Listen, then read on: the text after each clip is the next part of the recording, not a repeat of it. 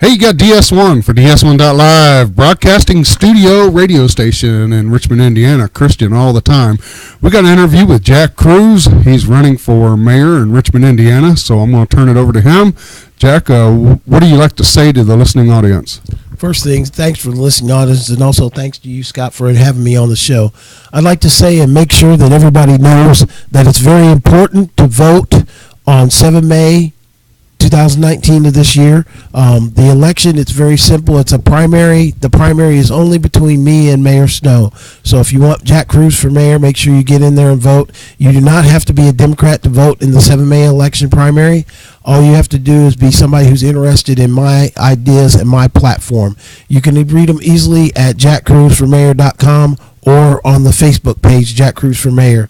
So just make sure you get out there, and it's a social responsibility to vote, so everybody make sure you get out there and vote. Less than 7,000 votes were cast in 2015, and you can see how kind of that turns out. If people don't take a chance to say their mind and speak their mind, then they don't get a chance to kind of see what's going on.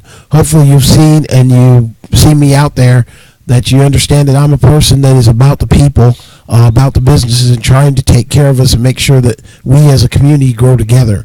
My platform is based on housing, education, communication, businesses, and teamwork.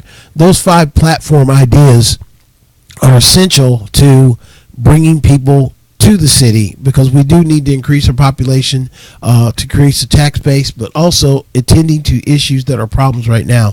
Housing is very much related to crime rates and also the opioid crisis, and we could talk to that more as Scott asked his questions. But those are very important things, things that are very important to me, because we really need to take care of people. We can't have people in a winter environment that have houses that they can't live in or are not fit for human habitation. Second is education. Education is very premier, because a lot of businesses won't come to a city that doesn't have a good education system, because they're also interested in their children, which we want to make sure that Richmond has that education system from K through 14.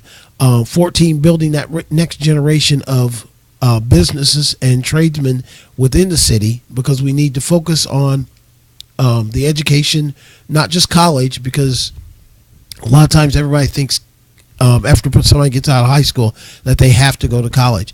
We still need to increase our technical skills and our technical skill base to make sure we've got just as many people that are doing things that are involved with carpentry, plumbing, electricians, construction, things of those nature. So we really need to make sure that we're building that next generation of Richmond. And then as far as communication, I am very open. I'm the type of person that I'm not afraid to get down in the weeds and talk to people. I am very open as far as going out, but also more important, when communication, I'm here to listen to your problems. If you elect me as mayor, I will be very contactable. We will probably have a website where you can do online or even phone call in problems and situations without the city. But I plan to be very proactive to get out there and know what's going on before it becomes a problem. So that's the big thing with communication.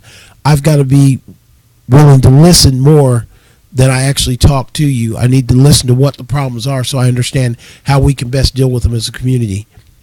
As far as businesses, I'm very big business focused and business minded.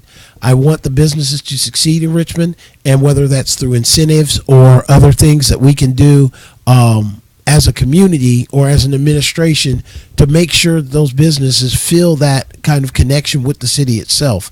And therefore we can build a thriving communication to the businesses, and also a job base for people within the city. We've got to take care of the residents. We've got to take care of the businesses, and that's all comes down to teamwork. We've got to do it together. Some people say a miracle can happen, but I also believe a miracle can happen with your own 2 hands. If you take time and you think about what it is you want to get done, and you just get out there and do it, pretty soon what you expected to happen will happen, because you took the time and effort to make it happen. And that's what we have to do as a community. What is your focus on the obit problem? As far as the opioid crisis, my focus would be to education. I think is key.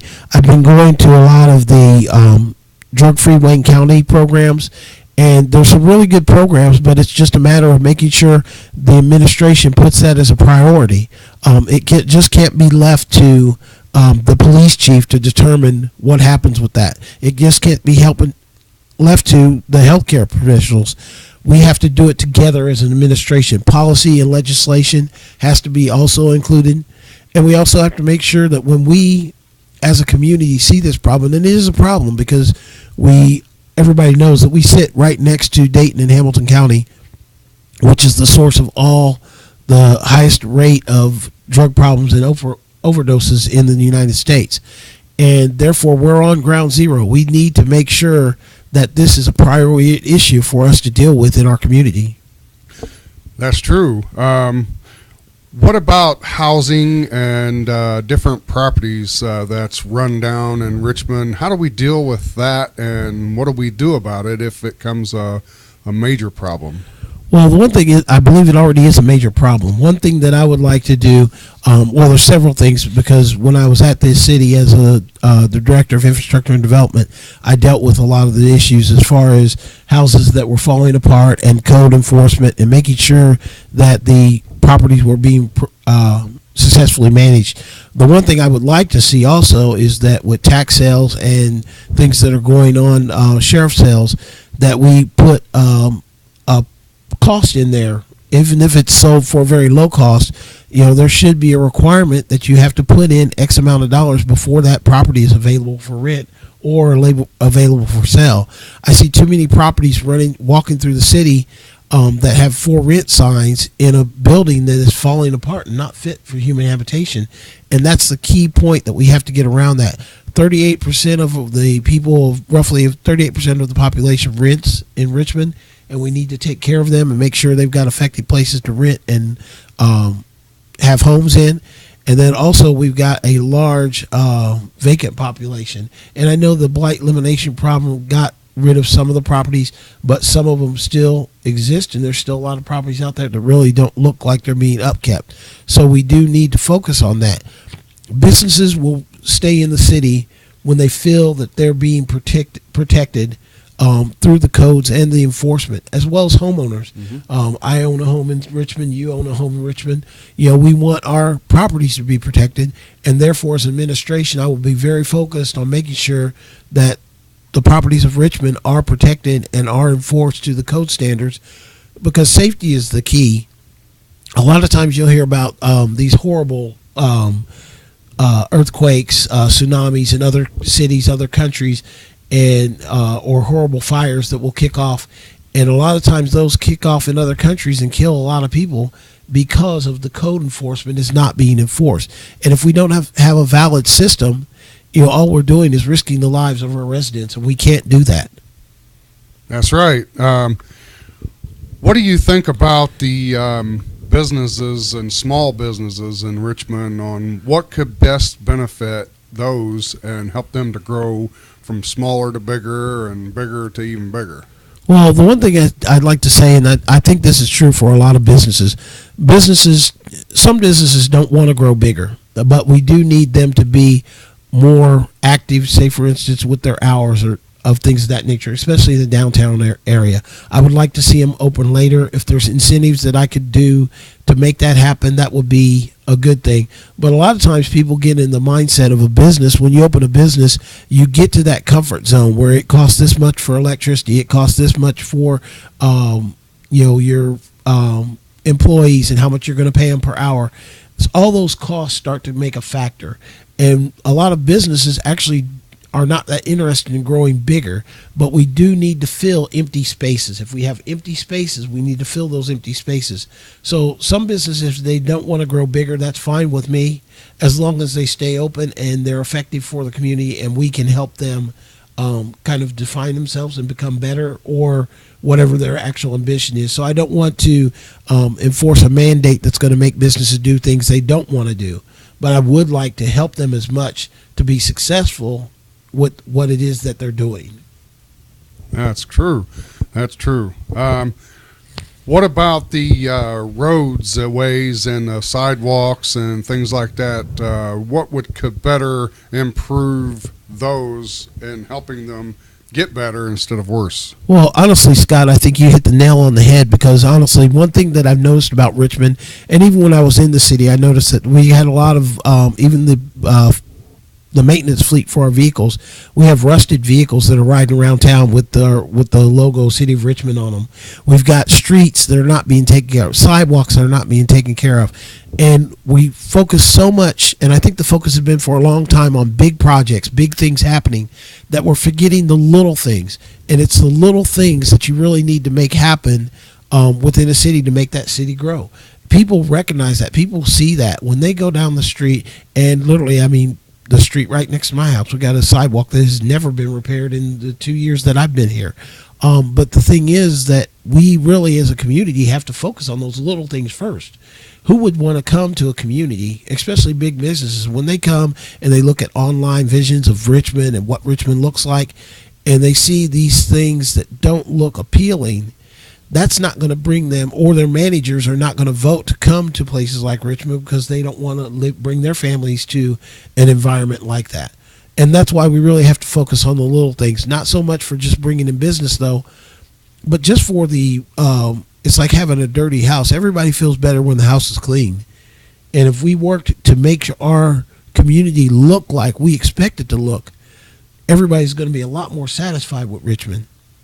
And that will bring idea or a concept among all of us to where we can, live together, we can work together. It can be an inclusive community of family-oriented, just developing Richmond for the next tomorrow, for getting everybody to that point where we really got a nice place to live, and that's what we have to do. I agree. That sounds good. What about the transport? Do you see anything that could be better with the transporting system in Richmond as far as busing and other things? Well, there's always ways to look at that. I did run into an issue with an individual who said that the buses didn't go the right route. Now, there are analysis and things that can be done. That's something that doesn't need to be looked at within the city. Are we running the right routes? Are the routes effective for where the people live? Because you have to look at it. Are the bus routes getting people from their place of residence to their place of work or their place of shopping? Because some people don't have access to a car. They need the buses to be able to get to certain areas. So they've got to have an effective bus system that works. Having an effective bus system also is good for the community because it does save the number of vehicles on the road. So it's good for the environment if we can do mass transit.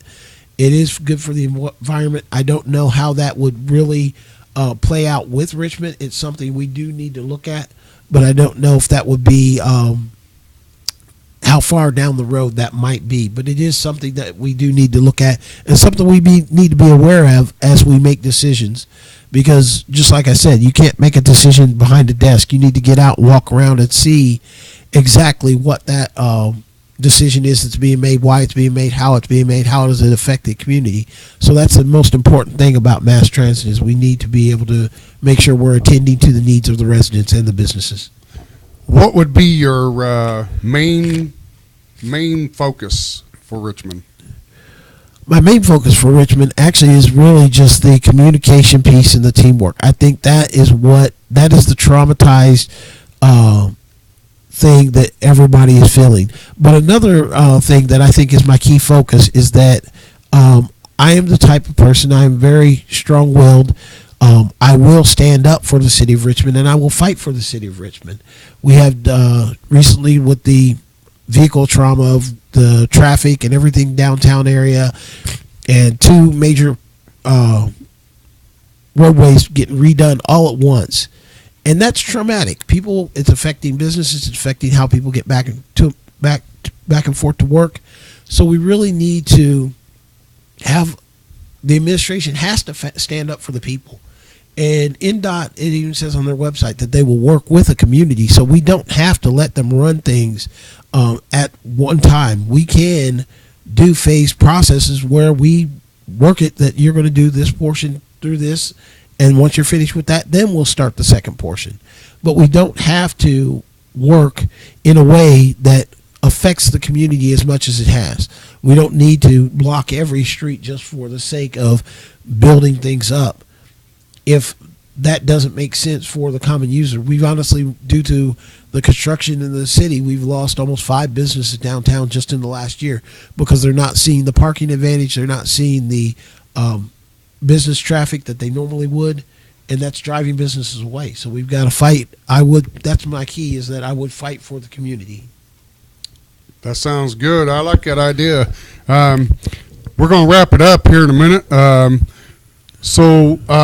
What would you say about the homeless? There's a lot. I've noticed this year there's a lot more homeless people walking around the streets. Like I seen this morning, there was this real old lady, and she was pushing a cart that had a bunch of junk in it, more or less. Mm-hmm. But she was homeless. And what is Richmond doing to help the homeless and to help them find shelter? Well, to tell you right now, I don't think a lot is being done. It's left up to the not-for-profits that are doing the work. I attended the Rock Solid Ministries last Sunday for church, and we attended the church service, but then I met with a lot of the people that are coming there for the free meal afterward. And, some people are in situations that it makes it hard on them. But I think it goes back to the very first thing I said in my platform, is that housing, because we've got to do something that affects the housing, especially making sure there's affordable housing for people. And there's a lot of different venues out there that could possibly attend to this. I don't want to lock myself into one thing, because I think one thing with Richmond is we've got 5 universities here. We've got a lot of great minds. We've got people that know a lot of things. And if we work together as a team, mm-hmm. we can come up with those answers that would probably help eliminate this, or make it where, the city actually is doing something that we can help with the homeless for things like this. And just like you said, it's a very cold morning. You see homeless out there on the streets. What can we do to make sure we take care of those people? And I'm very focused on that. I mean, quite honestly, if it is an emergency, we should do everything we can. But recently, when we had the big snowstorm came through, there was not that much of an effort on the side of the administration to make access available for people to have warming stations, to be warm, even though they're homeless. And those, I think, are problems that we need to resolve and fix. I think we need to take care of homeless people and make sure those same people know that they're part of the community, and we need to figure out what it is that puts them on the street and how we can get affordable housing to get them off the street. But we've got to work as a team to get that to happen. Yes, that's true. So if you had something that you wanted to push in Richmond more than anything in the world, what would that be? I would say actually it's the housing, because I think that is systemically, that affects the crime rate, that affects the opioids. People who don't have houses or don't have availability for good housing or adequate housing, they get depressed. And sometimes depression can lead to drug use. Also, that depression can lead to criminal activity. If you don't have something, then at some point, people are going to try and go out and get it from somebody else. And that's why that we really need to focus on taking care of housing and making sure that people are, in an environment that is safe. Because if we don't have that, it's just not going to be an effective community, and that's what we need. Well, that's true. That's true. Well, everybody, you're listening to DS1, DS1.live, broadcasting studio and radio station.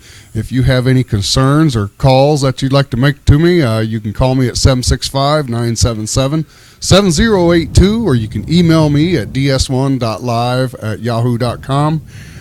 We do ministries and services and anything else that you would like to do within the community. We also are a mobile broadcasting studio. We are able to go anywhere in Richmond and abroad to do any kind of broadcasting that you can think of.